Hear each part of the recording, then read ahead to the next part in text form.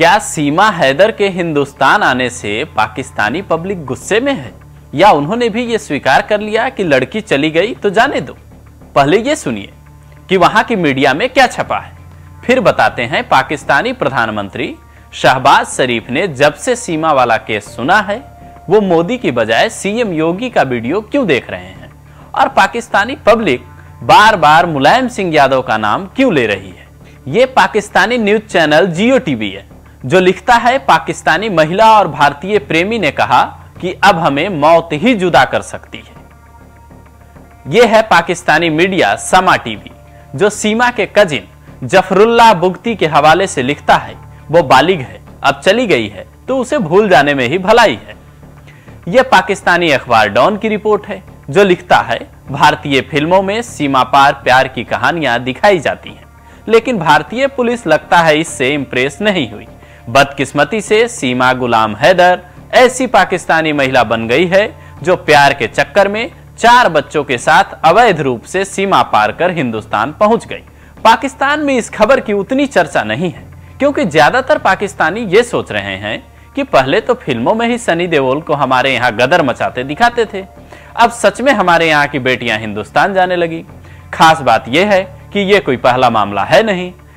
मई 2023 में जब सीमा हिंदुस्तान आई, उससे पहले इकरा जीवनी नाम की पाकिस्तानी लड़की भी हिंदुस्तान आई थी और कहानी बिल्कुल सीमा की तरह ही थी। इकरा को भी ऑनलाइन प्यार हुआ था। वो पबजी की बजाय लूडो खेलती थी। उसे यूपी के प्रयागराज के मकसूदन गांव के रहने वाले मुलायम सिंह यादव नाम के लड़के से प्यार हुआ था। साल 2020 में बातचीत शुरू हुई और सितंबर 2022 में इनकी पहली मुलाकात हुई। नेपाल में इन्होंने शादी की। फिर नेपाल के रास्ते इकरा यूपी पहुंची और यूपी से सीधा बेंगलुरु चली गई, जहां मुलायम सिक्योरिटी गार्ड की नौकरी करता था। 19 साल की इकरा भी गहने बेचकर और दोस्तों से पैसे उधार लेकर आई थी।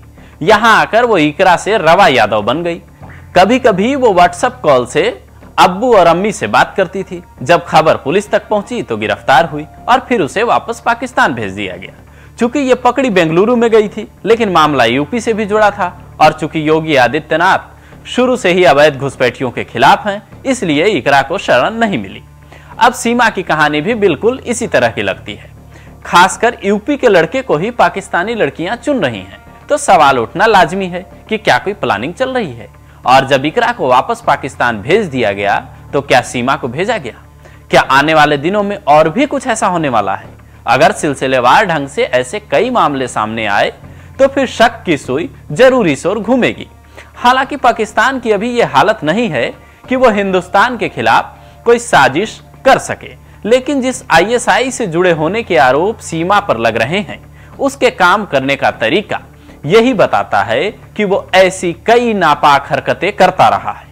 आईएसआई यानी इंटर सर्विसेज इंटेलिजेंस पाकिस्तान की आजादी के तुरंत बाद बना। तब कई गरीब देशों की जासूसी एजेंसियों को अमेरिका ने ट्रेनिंग दी और पाकिस्तानी आईएसआई भी उनमें से एक था। लेकिन वही आईएसआई फिर भारत के खिलाफ उन चीजों का इस्तेमाल करने लगा। इनके काम करने के वैसे तो कई तरीके हैं, पर कुछ तरीके जग जाहिर हैं। पहला, इंटरनेशनल एनजीओ में अपने लोग भेजकर दुश्मन देश की जासूसी करवाना। दूसरा, हनी ट्रैप यानी लड़कियों के जरिए ऑनलाइन या उनकी मदद से जानकारी निकलवाना। तीसरा, सीमावर्ती क्षेत्रों में बसे लोगों को लालच देकर अपने लिए काम करने को तैयार करना। चौथा, विदेशी पत्रकार बनकर देश में जाना, फिर वहां से जुड़ी जानकारी हासिल करना। कहा तो यह तक जाता है कि जासूस दूतावास तक अपनी पहुंच बना लेते हैं और फिर खुफिया जानकारियां इकट्ठा कर लेते हैं, क्योंकि जासूस चाहे किसी भी देश के हों, वो टॉप लेवल के जवान होते हैं जो जरूरत पड़ने पर मिनटों में सामने वाले का काम तमाम कर देते हैं और जरूरत पड़ने पर चुपके से गायब भी हो जाते हैं। इसीलिए सीमा वाले केस में शक की सुई कई और घूम रही है। और जब पाकिस्तानी मीडिया निश्चिंत होकर यह लिखती है कि भारतीय पुलिस को सीमा पार का प्यार नहीं पच रहा, तो कई सवाल खड़े होते हैं।